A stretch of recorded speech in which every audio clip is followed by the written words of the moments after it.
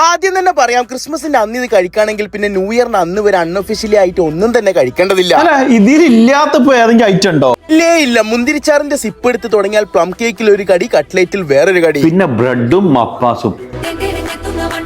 അത് കഴിഞ്ഞാൽ പിന്നെ അപ്പത്തിന്റെ കൂടെ താറാവ് വരട്ടിയത്. ഇടയിൽ കൂടി തന്നെ കച്ചമ്പറ, മാങ്ങ, നാരങ്ങ, അച്ചാറുകൾ, അവിയൽ, തോരൻ, ബീട്രൂട്ട് പച്ചടി, ബീഫ് ഉലർത്ത്, ചിക്കൻ 65, കൂന്തൽ റോസ്റ്റ്, ചെമ്മീൻ പീര, അങ്ങനെ കടലും കരയും കൂടി ചേരുന്ന രീതിയിൽ ഒരു പോക്കാണ്. വന്നാൽ അച്ചാറും തൊട്ടുകൂട്ടി പരിപ്പും അങ്കമാലി കിങ്ഫിഷ് കറിയും കൂട്ടിക്കുഴച്ച് കഴിക്കണം എന്നാണ് അച്ചായൻ തത്വശാസ്ത്രത്തിൽ പറയുന്നത് തന്നെ.